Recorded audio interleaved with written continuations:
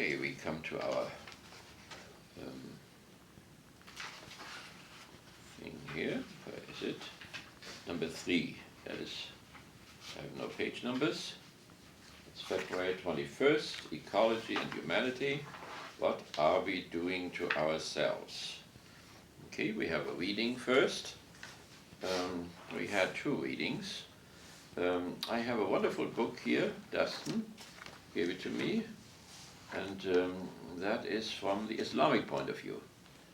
So the 3 Abrahamic religions somehow propose or give us the foundations why one should do ecology, and that is the Creator God. The Creator God made it and made us into stewards, and therefore we have to take care of the frogs, the cats and the dogs and the nature and the balance, the ecological balance and so on. So it is wonderfully done here. So it concentrates on consumerism. So that people, of course, since we consume a lot, so they produce a lot, and therefore they take a lot out of the environment and destroy the balance, the equilibrium. So the problem of overconsumption, and then the environmental movement, and so on, and the Queen movement. There is a Queen Muslim movement, Queen Mosque, and so this is a very beautiful book. I looked into it, and David, you can look at it if you want to. I'd love to. And then I have 2 things here. You know where I come from there in Germany.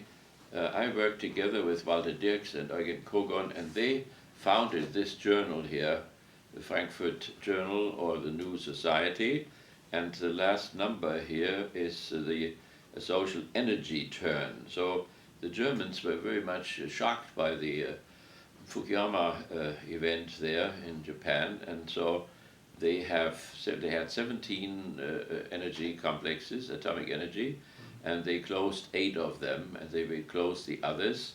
And then they need alternative renewable energy, which is wind, water, thermal thing out of the ground, and to get the wind in the deserts, and also the sun radiation, and then systems to batteries, systems to store it, and systems to transport it, and so on. So our question here is what these 3 religions, for instance, have to add to this.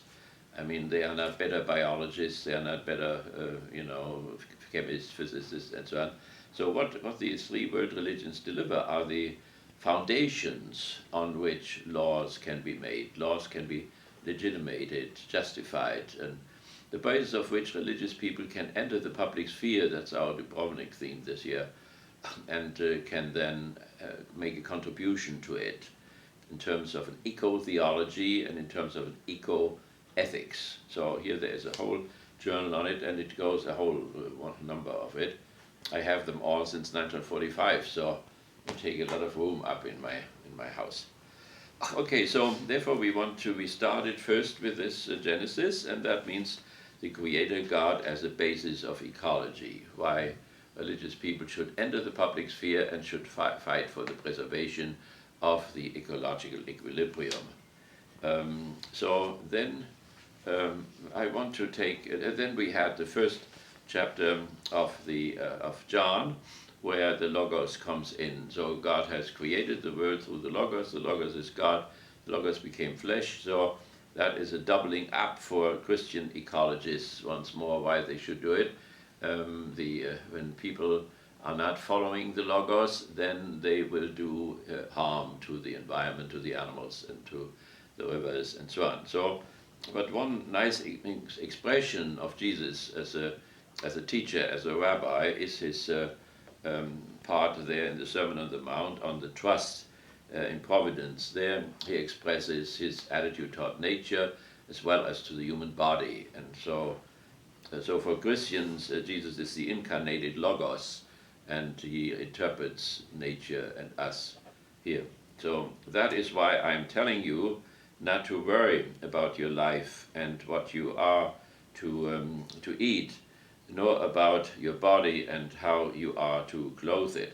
And see, the language is very different from our instrumental type or functional type, and to control things in order to survive and so on. So there is a more relaxed type of a tone which almost looks ridiculous from a bourgeois point of view. So there we have on one side that communicative, mimetic type of rationality in the Holy Scriptures, and then we have that instrumental and functional type of thinking, which is under the ban of survival under all circumstances. So, not about to eat or know about your body and how you are to clothe it.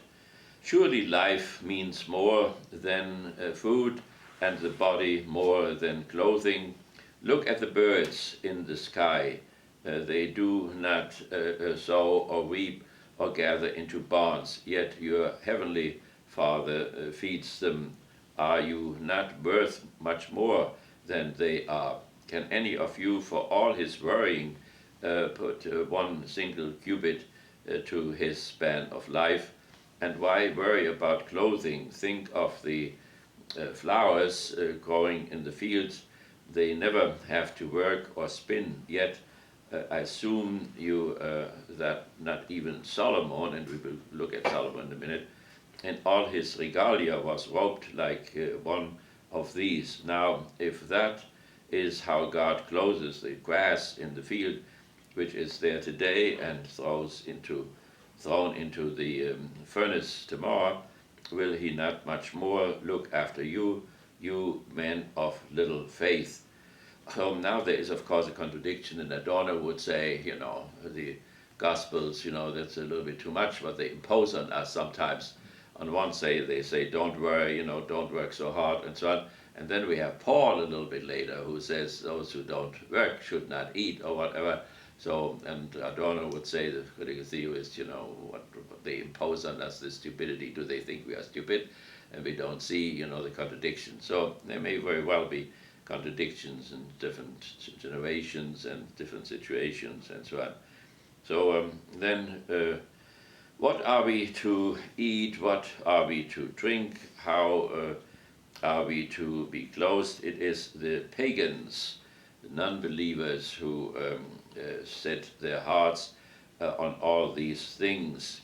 Your heavenly Father shows you, knows you need them all. So it's not a denial that these needs are there. It is simply a different attitude toward nature and life. Set your hearts on the kingdom first and on his righteousness, and all these other things will be given you as well. That sounds very idealistic, and then Benjamin quotes something in the last thesis on history, where he quotes Hegel, who turned that around. Look first for food and drink and clothing, and then the kingdom will be given to you. That is the beginning of historical materialism. So, and both of these sentences may be right. The kingdom first, and food will be given to you, or look for food first, and the kingdom will be given to you, and so on. So, Father knows what you need them all. Set your hearts on his kingdom first and on his righteousness, and all these other things will be given you as well. So do not worry about tomorrow. Tomorrow will take care of itself. Each day has enough trouble of its own. So the troubles are not denied, the needs of people are not denied. It is rather a different type of a relationship to this, and we can, in modern terms, we can say that this is a more mimetic attitude. The man should imitate the birds and in their relaxedness and so on. Now, if birds are really relaxed like this, I have them all in my environment there, and I can observe them all the time. I feed them too, but if I don't feed them, they are fed somehow, and Katja always tells me that that all functions without us as well. So, and Katja doesn't believe in the Sermon on the Mount, but she thinks there is some truth in it. So, okay, so this is why we read it. It is, of course, poetry. It is not ecology. It has something to do with the fundamental attitude toward nature and toward body and toward our internal nature. So that was our first reading, and then the last time in our second discourse we spoke about the human timeline.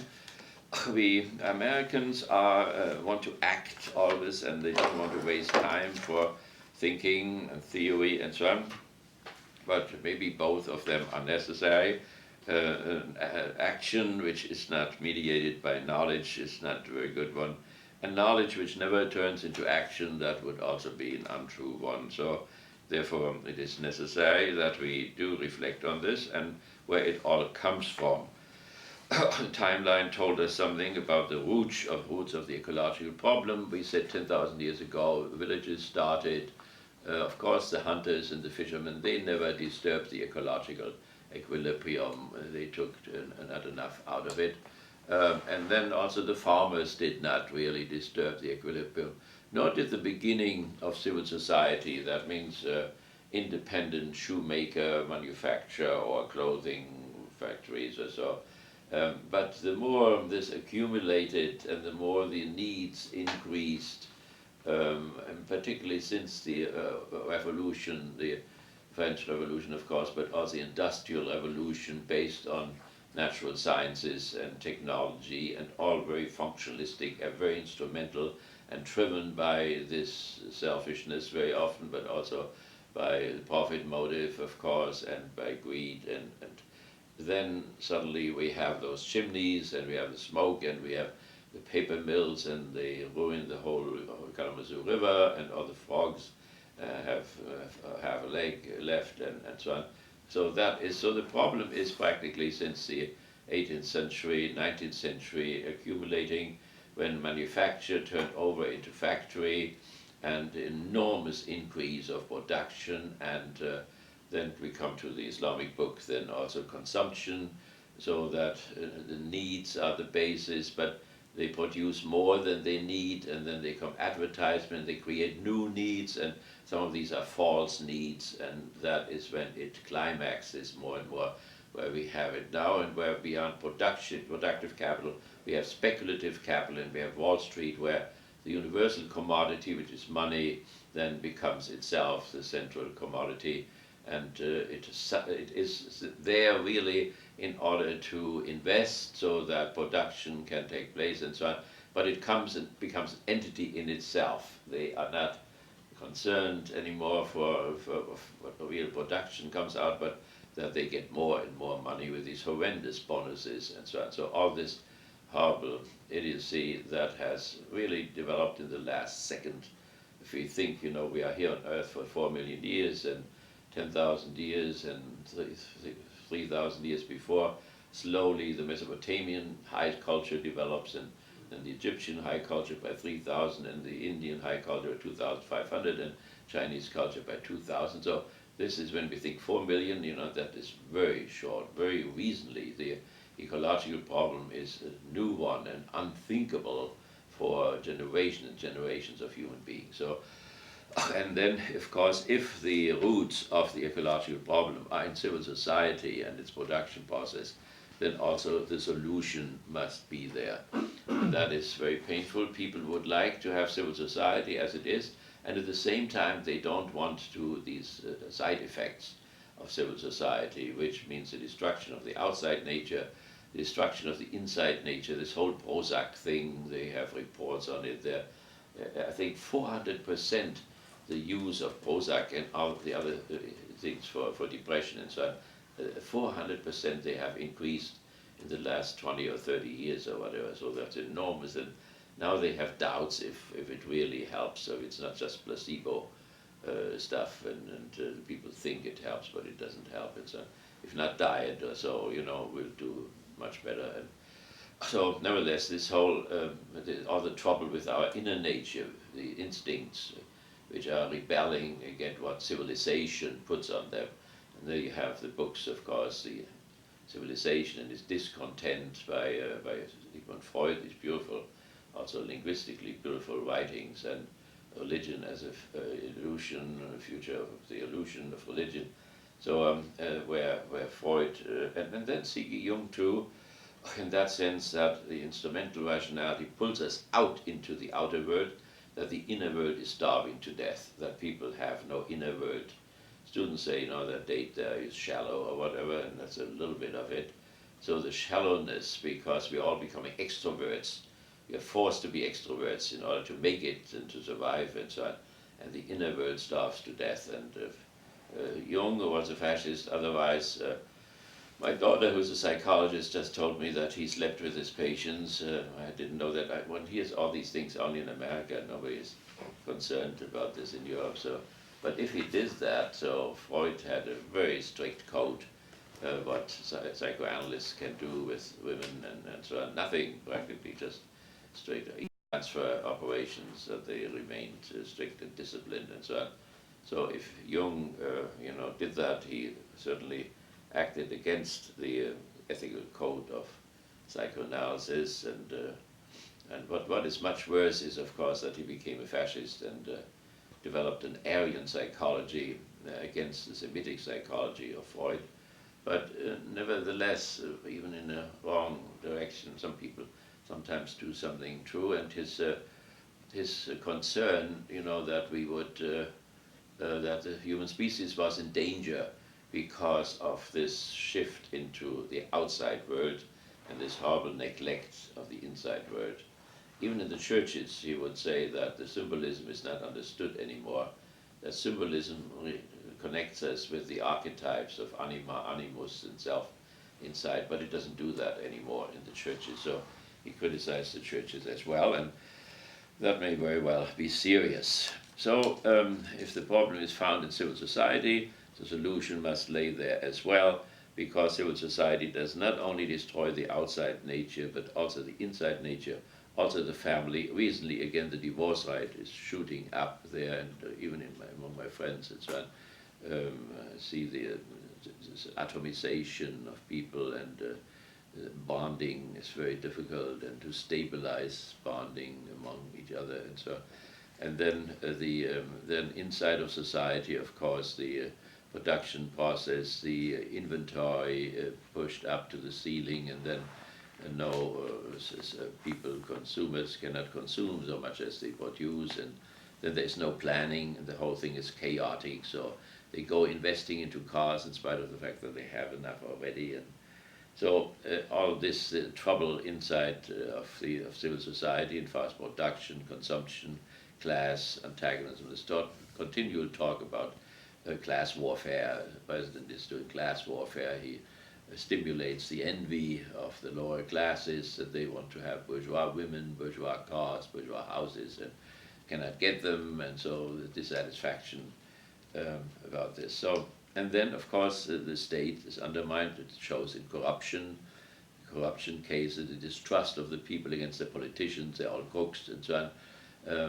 The lobbyists representing the corporations inside of the state, and the manipulation of the mass media, who keep people as stupid as possible, and so that the whole public sphere is distorted, and even it reaches into what we call in Europe the parliament, or into Congress, and the money affairs, sex affairs of the representatives and so on. So all that stuff has to do, and it reaches also into the church in terms of when these guys go into the seminary, they have already 20 years of porno, and so how should they suddenly change? And then we have these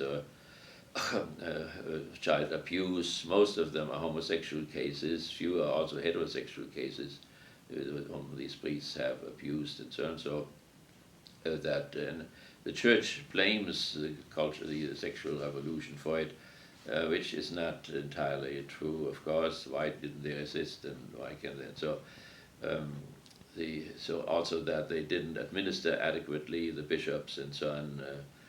But it's a complicated type of thing when they are faced with that, how they should deal with it. So one case is the present Pope. There was a bishop here, and he wanted to fire a man who had abused children, a priest, and the Pope said, don't fire him, it's just that he is old, don't ruin his life, and so on, so just pay for the victims. And then he waited, and a few months later he had abused somebody else again. And so the bishop said, I have to lay aside him, I cannot keep him in the clergy anymore, and so he did. And then he got married, the priest, and then he abused children while he was married. And then he was put into prison. When he came out, he was divorced, and nothing left. I mean, the whole life destroyed by this stuff. And we have it reflected also on the cultural level. So we have to look at this and say, so my son looks for a new job in New Orleans now, and we have 100 atomic energy complexes in the States, and he is to be hired by one which controls 12 of them. So I told him before he takes that job, I said it may not remain, the whole thing. So you don't want to be fired either because of your homosexuality or because of, that they close up those atomic energy things there. It's much stronger, the movement in Germany. The Germans go ahead now, and the other states, European states, look what Germany is doing. If Germany works out and they can live without this atomic energy, the prices of energy, of electricity and so on will not go up, and the unemployment will not arise and so on, and they can handle it, then all the others will follow and will close them up because it is too dangerous, the whole thing. My son said, well, they have backup systems. Well, they had backup systems elsewhere too, and in the Ukraine we had, of course, a catastrophe, and here we had something, and so it depends. When you have an earthquake, of course, extraordinary things, or tsunami or whatever, then and we have many earthquake areas in this country. So, nevertheless, by the way, on the side, he told me when he was in New Orleans that this is Sodom and Gomorrah. He's a homosexual himself. So I said, well, New York is also homosexual. It's also Sodom and Gomorrah, and so is Baltimore. So it's Washington. I mean, tell me one city which is not Sodom and Gomorrah. Well, he said, this is more Sodom and Gomorrah than elsewhere. I said, well, you know the beautiful statement of Jesus where he says, in Sidon, where they didn't want to repent, the bastards, he said, well, even the man of Sodom will have it better on Judgment Day than you will have it because you don't repent and so on. So maybe there is still hope even for the men of Sodom there who are falling out, of whom he is one without knowing it really. So it's a crazy time. They just celebrated Mardi Gras there too. It's a nice Catholic festival. Protestants cannot really celebrate Mardi Gras. In Germany, it's really the old Catholic cities. Munich, for instance, has a wild Mardi Gras, in Cologne. But Frankfurt is a Protestant town, and it looks pale, and it doesn't. The whole paganism is gone out. Protestants cleaned up the whole thing. There's no paganism left anymore. But the Catholics have preserved some of it. So, therefore, I took my children once in the Mainz Mardi Gras. And they didn't know where they were, these poor guys. We were in the middle of the street with all these masks, and they were dancing and shouting and screaming, and poor guys came out of the Midwest here, out of this sterile culture here, and suddenly they saw all this happiness. It was awful. So, nevertheless. Okay, now contemporary issues, time diagnosis, and so we have had one case, and we mentioned already. The question is, have a totally secular society, and the question is, do religious people have access to this secular thing? And the state has to secure that right of religious people to enter the public sphere and to express their opinion and so on. And so the Pope was invited by the German Parliament to give a speech there, and he did that on the 23rd of December, and he taught about the religious and moral foundations. Habermas had a discussion with him about that. So that is also, of course, the foundation for making laws and to regulate our relationship to the environment and the metabolism with the environment. So this is one entrance how the ecological problem can be resolved by regulation, by control, rather than privatization and deregulation. So the interesting thing he started now, and how strange that is, he started with reading out of the Torah, namely the first book of the Kings, and there the story of Solomon. What the hell does Solomon have to do with ecology? Well, the Pope thinks that what is missing is wisdom in the governing people, and so he took Solomon, and let's just listen for this for a moment, what that looks like. So there's a religious guy, he enters the secular world. Secular world has problems, the ecological equilibrium, warming, cosmic warming, and the weather is changing, no winter and whatever, and then icy cold on the other side. So something is going on, everybody knows that. So now how do we start that whole thing? And the Pope does not say, turn your electricity off or whatever. So, but he goes to the core of the state, the legislature, the executive, but he goes to the legislature, and says you have to govern wisely, you have to regulate this, that we find this balance again. And so, therefore, he starts with this Old Testament story. The king went to Gibeon to sacrifice there, since that was the greatest of the high places. So also Israelites went to the mountains in order to do their sacrifices to Yahweh, as the pagans did. Solomon offered 1,000 holocausts on that altar. So he killed a lot of animals without hopefully disturbing the ecological equilibrium there. So at Gibeon, Yahweh appeared in a dream to Solomon during the night. So the Pope refers back to a revelation. You showed, and so God said, ask what you would like me to give you, because he was the successor of David, and now what does he need in order to govern? And Solomon replied, you showed great kindness to your servant David, my father, when he lived his life before you in faithfulness and justice and integrity of heart. Do you know what that David did? You know who Solomon is? Solomon is the son of the woman whom David stole from one of his army leaders, and he sent the army leaders into the front there that he would be killed. So that is, you know. Uriah the Hittite. Yeah, right. Bathsheba. Right, that's her, yeah, right, that's his mother. So, by the way, there are 4 prostitutes in Jesus' ancestry and so on. So I think the good thing in the Torah is that they don't hide, and Islam has the same thing, they don't hide the weaknesses of the great man, you know. Now here they don't mention it, but you know, everybody knows about it anyway. So you have continued this great kindness to him by allowing a son of his to sit on his throne today, and with a very questionable birth, son, yeah. Now, Yahweh, my God, you have made your servant king in succession to David, my father, but I am a very young man, unskilled in leadership. You, remember that is said before the German parliament, so they are the leaders. Your servant finds himself in the midst of his people of yours that you have chosen, the chosen people, the people so many its number cannot be counted or reckoned, so big they are. Well, they were maybe 2 million, I think that would be a high number, if even that much. Give your servant a heart to understand, and here it is, how to discern between good and evil. That has become a hard thing in our society, to say what is good, what is evil, and so on. Sometimes the evil seems to be good, good seems to be evil. For who could govern this people of yours that is so great? I think of these discussions that they have there.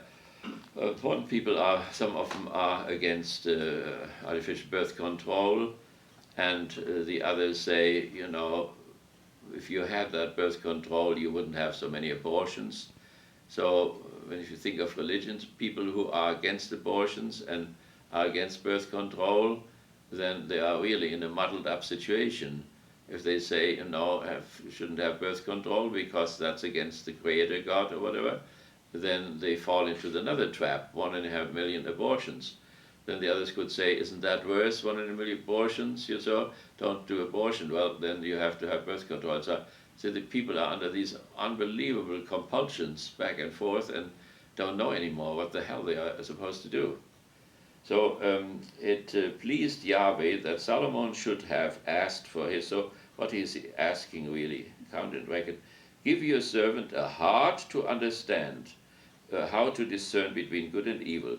For who could govern this people of yours that is so great? It pleased Yahweh that Solomon should have asked for this. Since you have asked for this, Yahweh said, and not asked for long life. Now, that is what the Pope said to the people there, the legislator, you know, what should motivate you to make the right laws about environment and so on. It should not be that you live long for yourself, or riches, that you get wealthy or so, make a profit, or the lives of your enemies, that you kill your enemies or whatever, but have asked for a discerning judgment for yourself, a discerning judgment. So in order to solve the ecological problem, something has to happen inside of people, inside of civil society, but inside of the bourgeois as well. Here and now I do what you ask, give you a heart wise and shrewd as none before you has had, and none will have after you. And there comes this Solomonic wisdom and so on, which the judges sometimes use. You have not asked, I shall give you two such riches and glory as no other king ever had. And I will give you a long life if you follow my ways, keeping my laws and commandments as your father David followed them. Sometimes. Yeah. Then Solomon awoke. It was a dream. He returned to Jerusalem and stood before the ark of the covenant of Yahweh. He built the temple, right? The first temple was destroyed by the Babylonians. Second temple was built under Cyrus. Then second temple was destroyed by the Romans 30 years after Jesus. He returned to Jerusalem and stood before the ark. That is what we still have in every synagogue. I just took the students there. It's the ark, and there is the Torah in there with the Ten Commandments. He returned to Jerusalem and stood before the ark of the covenant of Yahweh. He offered holocausts, and that's where the Holocaust thing comes from, when we talk about the Holocaust here, and communion sacrifices, and held a banquet for all his servants. So, and then there is this story which you all know, the two prostitutes who have these two children. One dies, the other one puts the child beside her, and so takes her child, steals it, and then the judge has to decide to whom that child should belong. And there's something environmental too. The judge says, let me give you the child, and I cut the whole little thing into pieces, and each of you gets half of it. And then it is the real mother of the child who then says, please don't do it, please, preserve his life, and so on. So that is where Solomon begins then to judge in wisdom, and is known for this up to today. So that is, and that is amazing, that a religious guy comes with a religious text into a totally secular parliament, which is highly skeptical of him. They call him their Taliban. He is their Taliban. And so, nevertheless, the Taliban comes there and tells them that Solomon story. So, but that is not all. So let's very shortly look at this, what is behind all that. Why the Chinese say in his head, the fish stinks first. Well, the Pope really says the ecological problem is there because it stinks in your head. That means you are not thinking straight, and therefore you don't make the right laws, and therefore you govern badly, and that is why we have. That means the state is not controlling civil society adequately, the corporations and the smoke and the outputs. By the way, my son Ron here, who drives the bus downtown, he's driving now an electric bus. There's a little diesel engine in there which fills up the batteries, and it has no sound anymore. He said it was eerie to drive a bus, which doesn't make any noise anymore.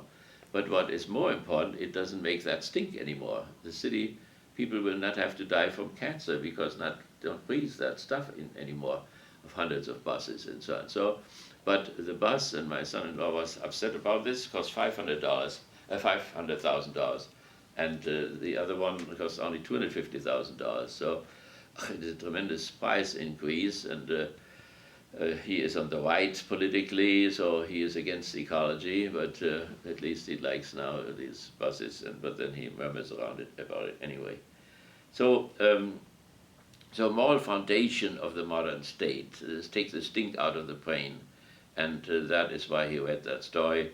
He uses, it is not that people shouldn't want to have long life, and it's not that they don't need power.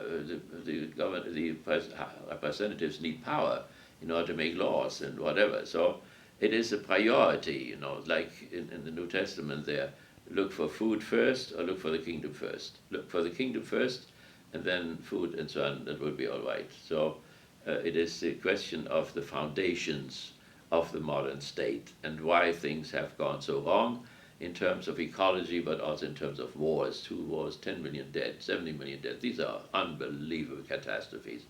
And the Pope said you have to, metanoia, you have to think around, you have to think differently. And then the attack against positivism, which he makes responsible for that, because positivism means cause and effect, looking at facts as they are interconnected by cause and effect and nothing else. So now what is it? There we have it. So let me follow this, then you have it at home too.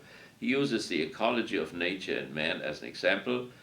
His critique was directed against positivism, the positivistic notion of nature and reason. He opposed it by the natural law. Here are two examples of the application. So let me say what he does. The last time that this type of thinking, which the Pope presents, is medieval and from antiquity, Aristotle and Plato and so on, was the greatest thinker of modernity, that is Hegel. After him, things collapsed in a certain sense. So what has really happened? So the Pope, first of all, thinks that there is a creator God.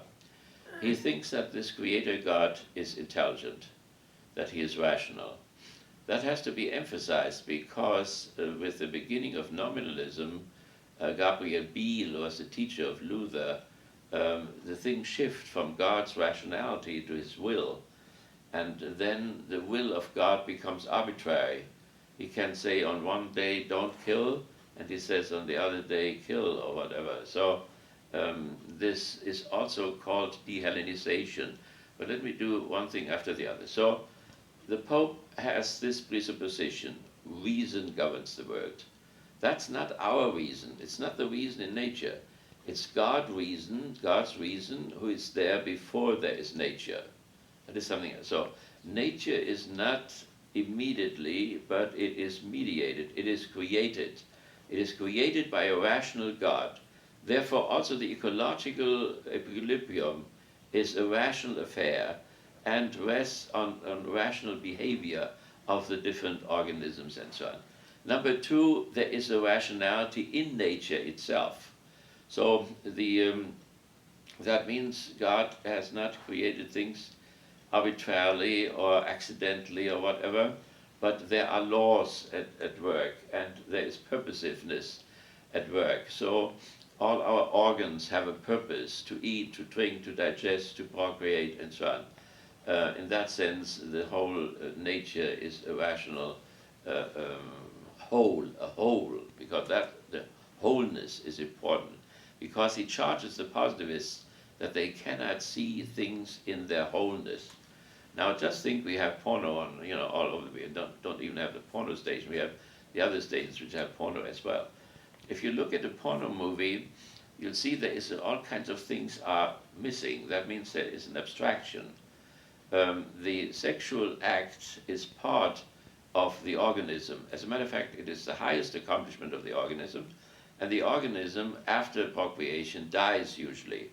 If the organism is more differentiated, it lives a little time and gets sick and gets old and then dies. But many primitive type of organisms die in the procreation or right after procreation and so on.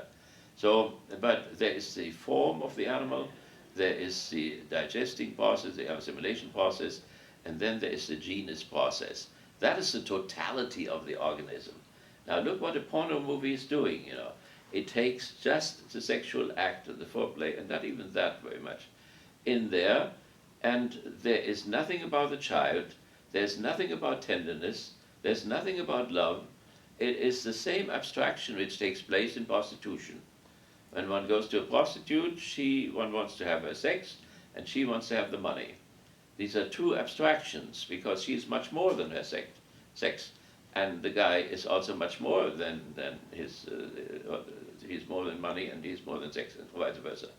Now, when they talk with each other, and he says, my wife doesn't function, I have trouble with her, and so on, that's why I'm here, then slowly he becomes more and more concrete, and the relationship becomes more and more human. If she says, when he says, why does a good girl like does this job, and so on, and she says, well, I have to feed my mother or my sister or whatever, then suddenly she becomes more human, and the whole relationship becomes more human. They are not objects for each other anymore, they become subjects for each other. So we see on one side, the Pope would say one has to see the organism in its totality, in which sexuality is a moment in the whole process. And also in the family, they're the lovers first of all, and then they have poverty, and then they have the child, They educate the child. That is the totality of the family. And the positivist is always taking some fragments out of it. That means he abstracts from everything. And therefore, he cannot listen to nature anymore. And that is what Solomon does, what Jesus does, and so on. They listen to the language of nature, to the language of being. And Dustin studied Heidegger. There is some of that in Heidegger there, because Heidegger was a Catholic theologian, and when he became a philosopher, he had some of that still with him. So that means what Solomon shows, what Jesus shows, is a type of human being who does not grasp things and attacks them aggressively, like the tractors outside of my classroom there, as they reach into the ground and pull all the worms out and kill them at the same time, not even aware of it. So it's not that aggressive behavior of having to have that, possess it and control it and so on, but it is rather to listen to the language of, so like Siegfried, even in Germanic sagas, Siegfried could understand the language of the birds and listen to it. St. Francis also preached to the birds and listened to them. This listening attitude, this patient attitude to look at the little squirrels and so on. I have this little squirrel who sits outside and sleeps with me when I sleep in there and eats before and so on. So to be open for that, not to catch the squirrel or fry it or, to make money out of it or whatever, but simply in that open, relaxed attitude as Jesus looks at the birds and the things and so on, and to listen to their language, what they have to say. So this is an attitude change which has to be achieved if the ecological problem should be solved. As long as we come then and look at a tree and say, oh, how can I put that down and make boards out of it and build a house by it, and what is the value of it, the money value and so on, that is one attitude which kills everything and which impoverishes our life tremendously. So it ruins our internal ecology and it ruins the ecology outside. So now how this, but the legislature has to translate that into an educational system which would do that with the students instead of the other way, that is then goes into detail. So, so we have that absolute reason. Reason governs the world. We have a reason inside of nature, but in order to get that, we have to listen to it in order to see it and be open for it and be relaxed to it. And then we have a reason inside of ourselves. And that reason which is outside and the reason which is inside are both created by the same creator God. So that is the constellation which would have to be rediscovered again. So when the Pope thinks about Planned Parenthood or so, the Planned Parenthood is another contemporary issue. There, as they were momentarily deprived of support for breast cancer research. They wanted to hold them hostage in a certain way in order so that they would stop abortion. But there you have this thing, of course, if you listen to that little one there, slowly, developing and evolving, instead of having an abstraction and say it's just a little blubber, a little constellation of cells or whatever, but if you see it in its totality, that it can go through 65 years or so if you don't disturb it and so on, that there is a purposiveness in the little embryo to develop from one stage to the other and so on.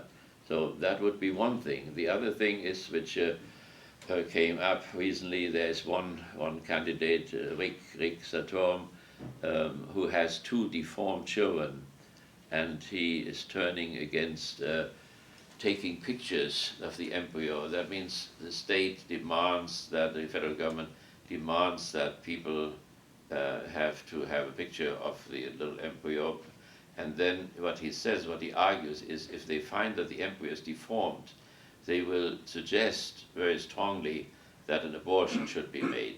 So his 2 children would have been aborted if state people would have looked into it and would have seen what illnesses the 2 embryos have. So now, so there is also a double attitude toward the embryo, either to see it as the beginning of a totality which is unfolding and so on, or to see it as a little accident, like a little tumor or whatever, in the womb, as a positivist would look at it. So we've had this is a good example how people look at the totality of things, or abstract from this totality and see only what. And very often people say, well, it's just so tiny, so you can abort it because it's so tiny, and so on. And for Plato, there was a deep abyss between the two. That means this case-to-case thing was only a miserable shadow of what was, as such, the truth. So he had that cave there, and in the cave there were these shadows there. Then people turn around, and then they see the real trees outside in the sunlight, and so on. And they see the real truth, the real sun, and so on. And that is what for Plato was the way of education. That's what we do in education. We turn their heads around so that they are not bound to shadows anymore, but they see the real forms, how things ought really to be. And so therefore, this nominalism then was the first break. It was the first step in dehellenization, and so we have in Luther already this dehellenization process. That means he separates himself from Rome. He holds on to Jerusalem. He says that reason is a whore. There you have that. And so he becomes a fideist. That means somebody who says faith alone. Reason cannot help us. Only faith can help us. And reason can be used for anything. The most opposite positions can be defended by reason. So had a very low opinion of reason. So enlightenment, they are called rationalists. So you have this opposite. On one side you have the fideists, people, faith alone is valid. On the other side you have the rationalists, to hell with faith, only reason governs. That's the bourgeois revolution, the socialistic revolution, the Freudian revolution. So we have that split. But the Reformation dehellenized, and then also the bourgeois Enlightenment dehellenized. That means they separated themselves from Plato and from Aristotle and Thomas Aquinas and Hegel and so on. And we see that, for instance, in Bert Brecht, who gives up the aesthetics of Aristotle and develops his own historical materialist one. And so the dehellenization then, today, it is in the cultural multiculturalism. All cultures are somewhat equal and all their rationalities are equal.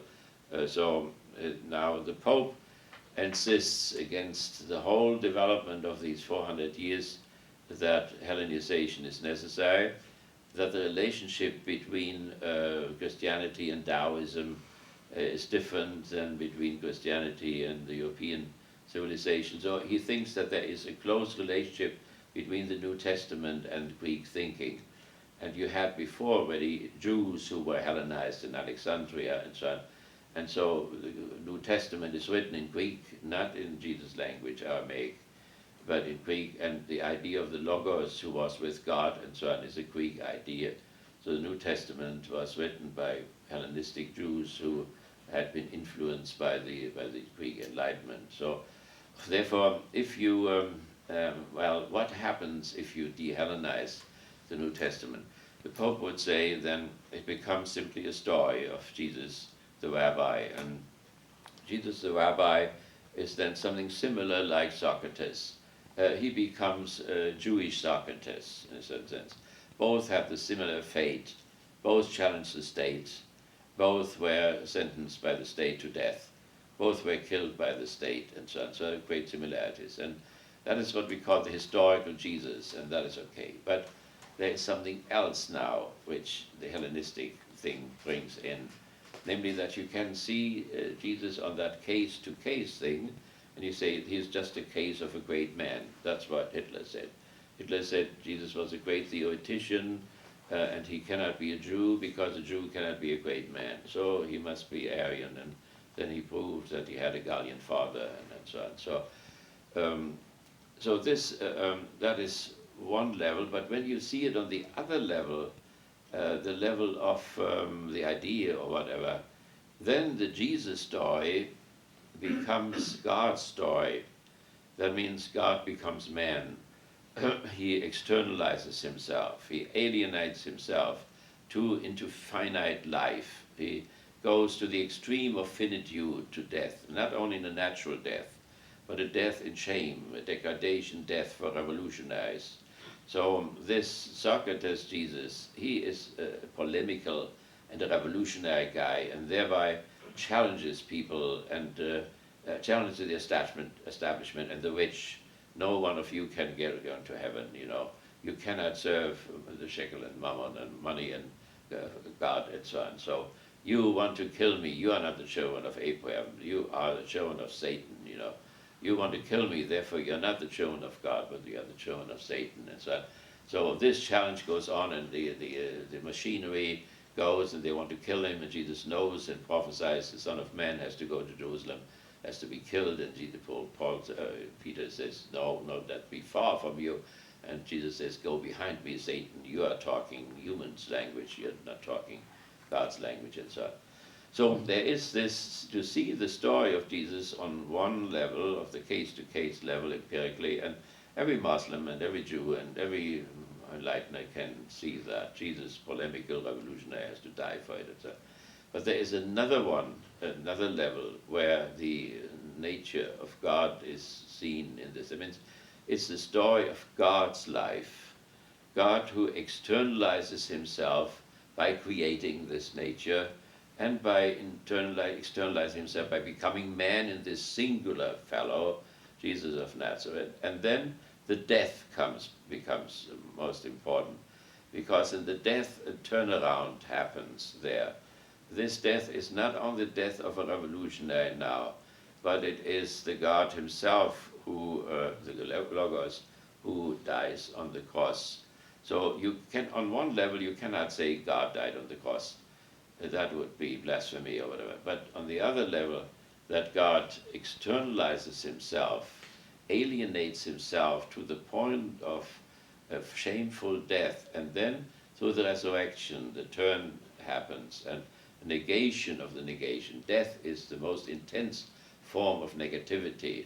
So this is negated. Negation is negated through the ascension right side of the Father, and that is the affirmation.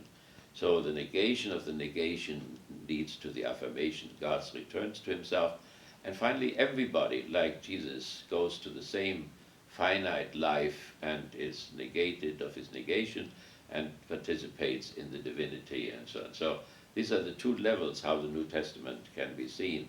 One is the simple level of a story of a fate of a man who challenges two states, the Roman state and the Jewish state, and suffers the fate of a Spartacus and so on. And on the other level, there it is, the level of the idea is you start out with the God negating his own infinity, negating his own transcendence, and becomes immanent, infinite life, becomes finite, and then returns to himself, and everybody participates in this return. So it's not a tyrannical God who demands sacrifices from people or whatever, but it is people who participate in that motion, in that story, in that life process of the divinity itself, and then returns to him.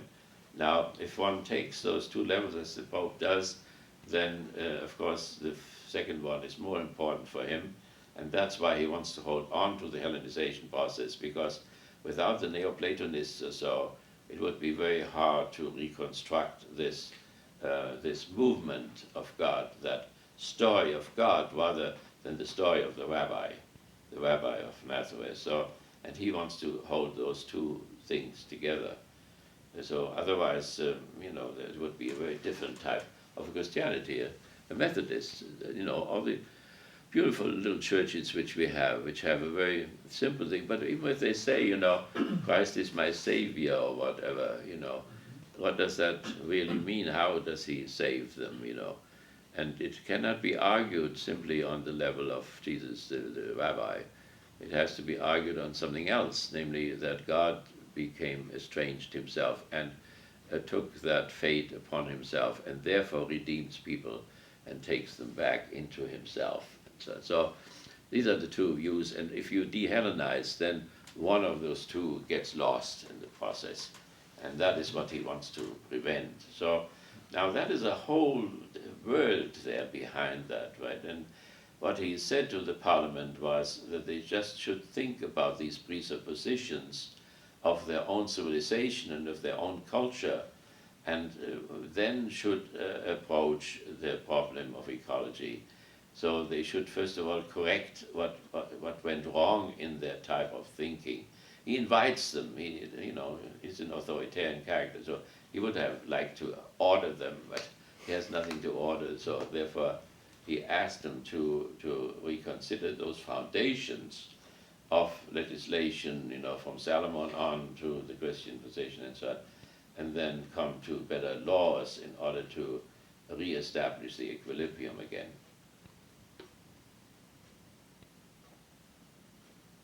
Well, we can of course ask, how effective that would be. And I think one thing he likes in the Frankfurt School is their pessimism, or the pessimism of a Freud. And I went to his house there where he died, and Freud, the enlightener, died very horribly. He had cancer of the throat for 11 years, and his daughter Anna he was a medical doctor, child psychologist, and she had to put the machine in there, and it was horribly painful. Had to be done every day, but Freud would say in the end, he would say, I cannot give you, a beautiful picture of the world. He said, what the socialists do in the Soviet Union, one has to look at it, and see how it turns out. And I wish them well, but then, he knew that there were things in us, instinctual things, which were very dangerous, and then also outside were dangerous things. And so he said, if you become aware, of the danger in your civilization and the horror in your civilization, and you at the same time become aware of your own instinct, not so much the sexual instinct, but particularly the killer instinct, the murderous thing, that just think how much death plays a role in this civilization in which we are, in terms of the abortion, of course, and suicide, and the 1 million Iraqi killed, and no repentance about it, and the movies about killing, and all over the place. So this necrophilus type of a thing, he was aware of that, and he thought that if we became aware of these negativities in civilization and in us, we could eke out some kind of a civil life, have a human life in our family, in our neighborhood, and so on. That was not much what he had to offer, as a result of his enlightenment, but it was, one should be grateful for little things. So, but that is Freud, who, by the way, by being a great enlightener, also participated in this type of instrumental rationality. So if you go to psychoanalysis and you are through after 3 years, what you have to do is to forget all the type of concepts which he used. They are all instrumental. You cannot have a date and say to your date, my superego is reacting up, I cannot go on with my foreplay or whatever, or my libido doesn't function right, or, if you objectivate yourself like this, you will not have a life any longer. So that means you have to get rid of all, assuming that it helped in a certain way, but you have to get rid of all that instrumental language in order to become a really normal person. And only after you have forgotten it all, you can then really have a date. Okay, so that as far as the Pope's presupposition, and they are very similar, in terms of the, at least the two other Abrahamic religions, because one is from Judaism, they're the example. Okay, so we mentioned already positive, we cannot see the wholeness of things, and we gave the example of the abstractness of pornography. The Pope spoke about the language of being, the natural law, the German resistance fighters, Stauffenberg and so on, the German parliament, that was good to think of.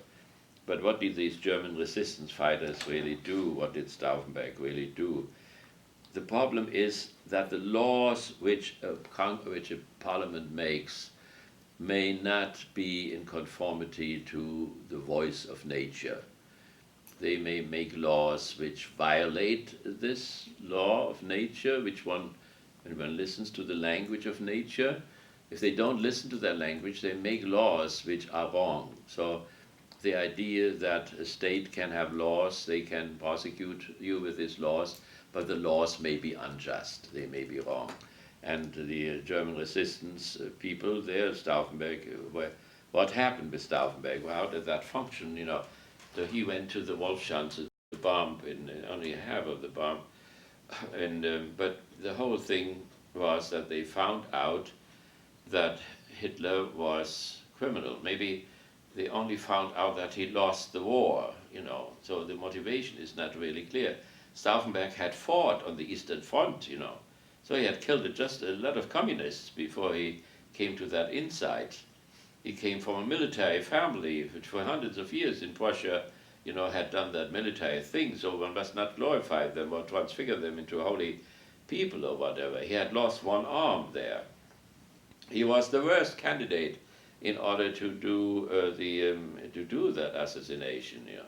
So he went to confession before he did that. He went to one confessional to the other. He was Roman Catholic, and asked the confessor, can I do that? Can I kill Hitler? And all the priests said he couldn't. So there is the law, you should not kill. So you cannot kill, And then there is this in Paul, all power comes from God. The Protestants have that too. So Hitler, was in power, so God was behind him. You cannot kill a man of God. And then he came to a Jesuit who still remembered the medieval natural law, and that there was a thing of tyrannicide, that you could kill the tyrant. That means that not only the individual had a right to defend himself, but that also a nation had the right to defend itself against its own leader when it was proven that this leader was leading the nation into disaster. But Stauffenberg used the same natural law a Jew used in Jerusalem in order to kill one of the prime ministers there who wanted to give land for peace, and he thought that he ruined Israel and therefore killed him. So it's not only the Christians, but maybe explore, if that is valid for the Islam as well. So this natural law and the positive laws which are valid in a particular state may fall apart. If you then oppose that law, you have to take the consequences. That's why I have a police file in the 60s and 70s, because I opposed the Vietnam War and whatever was hanging together with it. So they were after me all the time.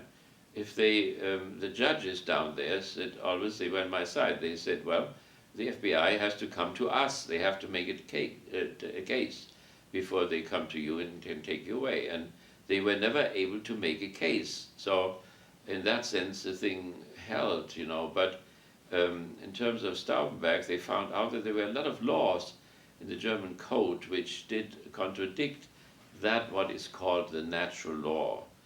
The natural law is a discovery of the Stoics. It was there before Christianity. It was a combination then of Roman republicanism and the Greek philosophers. That is how the natural law was established. And it is the result of that listening to nature. So it's listening to the inner nature. So what is going on in us? They said, the natural law said there are impulses in us. There is the impulse to live. And then they made that impulse, this psychological or biological impulse, into the basis for norms, or the basis for rights and for duties. That means they deducted from being what ought to be. Now, nobody in modernity allows that. A positivistic lawmaker or law professor or whatever will say you can never deduct from what is, what ought to be. If you would do that, you would have to presuppose a creator God. But to discuss a creator God is a highly problematic thing. Therefore, we shouldn't get into it. That is the most advanced positivistic position. See? So, but the Pope says is, when we listen to being, to nature, then we hear the voice of reason, which is a reflection of the absolute reason of God. So then we should make our laws, our positive laws, in conformity to these eternal laws as they are present in nature. So if we listen to our own inner nature, and that's a little bit funny, a celibitarian, talking about listening to the inner nature, if he would listen to his inner nature, he would have got mad. Obviously, he did not listen to it at all. So, but that's a tiny issue again. But so when you listen, then you feel that impulse. You don't want to die. You want to live, and that gives you the right to life. There you have this right to life, people. They have that exactly from the natural law. And then the others have the duty to protect your life. So you cannot kill yourself, you cannot kill the embryo, and all kinds of things flow from there. The interesting thing is the Pope makes even the human rights things, which the Church had denied, like the Muslims still do to some extent. He thinks they are derived from the Creator God now suddenly. That's a new type of a thing. That means the natural lawyers, the bourgeois enlighteners, deducted from the idea of God and man in his image and so on, they deducted all these rights and these duties and so on, which I think is not true. And I think they got rid of all the theological preconditions and made the human rights as an establishment by Parliament. So that is why the Human Rights Declarations, of 1876, 1789, 1945, and so on, they are all the declarations of human bodies, not in the name of God or the Creator God or whatever. And even if there was the deistic God, he has left everything. And for all purposes, the world is godless and God is worldless. So there he made a mistake. So we have to be critical, where he overdoes things a little bit. So, but the other natural laws, you listen again. Now, not only being outside, but the being inside, and then you want to get married, you want to have children, and therefore you have a right to get married. And the legislature has the obligation to create circumstances under which you can get married, that you have consistent employment, that you have adequate housing and so on. When I was a teacher in the state of Hessen, I had a house. When I was a teacher in the state of Westphalia, I had a house. When I came to Baltimore, Maryland, I had no house. I had to catch one somewhere. When I came to Michigan, I had a house where the water was flying out. And this was not done by a state university or whatever. So you see, the legislatures are very different. Some are listening to our longing to have a family, and therefore our right to have a family, and our duty to have a family. Now the celibitarian priesthood, they do not deny all that, but they somehow dispense themselves of that duty. They say, we don't have that duty because we're holy people or whatever. So there we have an inconsistency again, and Hegel argued against that the morality of the family is much higher than the celibate morality, and the Church has turned that upside down. So then the question is, to what extent the Church in its legislature too, in its positive laws, is in conformity to the natural law, and does really listen to it or not, to that inner being. And then we have this longing in us for the truth. And therefore we have a right to get the truth. And the truth was the absolute truth. Not a historical truth, not a psychological truth, not a legal truth, but the truth about the whole thing. So what Jesus calls the kingdom of heaven, the goal where everything goes to. And why all that makes sense, that I'm running around on campus and so on. That is the longing in us. And therefore we have the right. The students have a right, and they don't get their right because we don't teach that here. So and we would have the duty to teach that to them, but we don't do it. And by the way, for all kinds of complicated reasons, because separation of church and state, which is necessary because the religious people goofed up and they killed each other for 30 years, and there was no way for the bourgeoisie to base their state on religion. And now, after Bush and these catastrophes, the secularists have, of course, the upper hand again now, because if you would put a state on religion, you would have a continued civil war. So that is in the Near East. We'll have to settle that in the next years or so. Okay, and then there is the longing to have friends. and therefore you have a right to have friends, and you have the duty to cultivate friends. And exclusion, social exclusion, we discussed that in our Wednesday night class. Social exclusion is one of the most horrendous crimes against people when they are excluded because they are old, or because they are sick, or they're deformed, or because they are children, or whatever. And we have masses of excluded people in our societies, and the structural functionalists, the system theoreticians, where Katja works with, and so on, they have no sensitivity for this exclusion type of a thing at all. As a matter of fact, Luhmann, who is one of the greatest of them, he suddenly was in South America and saw this hell down there in the slums and so on. And he said, we must admit there is exclusion. According to the system theory, there shouldn't be exclusion, but hell, it does exist. We saw it. We took a trip. So he was honest enough to admit, that his theory overlooked something. According to his theory, there were no exclusions, and then in reality he saw that there were exclusions, massively. Okay, so so that would be one description of the natural law, and then sometimes they based it on a broader being, namely, for instance, that we have an intellect. So they had a certain psychology. They listened to our psyche. And they said there is this intellect, there is this will, there are the aggressive forces in us, and there are libidinous forces, and then they develop virtues according to that. So the intellect is perfected, and that's what we call prudence. The will is perfected, and that's what we call justice. The fortitude, the aggressions are perfected in terms of fortitude. So it doesn't mean you shouldn't be aggressive. You can be aggressive, but it must be just when you are aggressive, and it must be prudent. And prudent means openness for being. Openness for the being of nature, openness for our own being. So there you had a whole code of virtues, and libido, they were not prudish at all. You can have a strong libido, you can love all these beautiful women and so on, but you must not do any injustice to them. And you must be prudent, that means you must be open to the totality of the other person, of the woman, that she has all kinds of sides to her being, and sex is not the only one. And so, so if you have your libido, you can live it out completely, as long as it is in conformity to prudence, openness to being, and according to justice. And that is then called chastity. So chastity is not, these virtues, since we cannot listen to being anymore, have become ridiculous.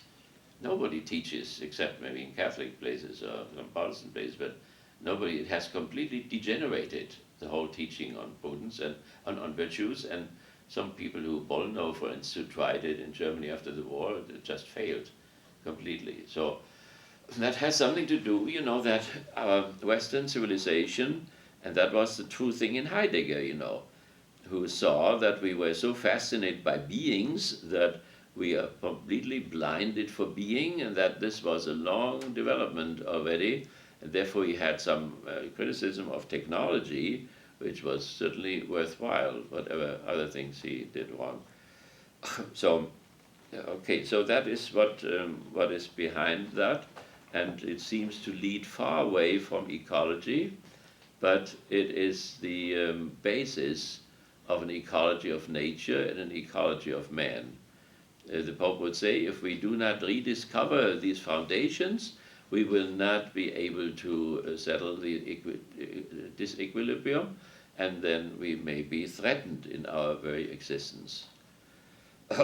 Okay, so that the natural law thing, we talked about this. So the Pope spoke about presuppositions of the Creator God, and deducted from that human rights, equality before the law, untouchability of the human dignity, responsibility for actions, cultural memory, Jerusalem, Athens, and Rome, and so on. So that means he thinks people, these legislators, should become like Solomon, and to become like Solomon would mean to think of all these things and let it flow into the legislative process in terms of the particular laws, particularly the particular laws now in restraining atomic energy, or to prevent global warming, or to develop wind energy water energy, sun energy, and so on. So he's for all of this.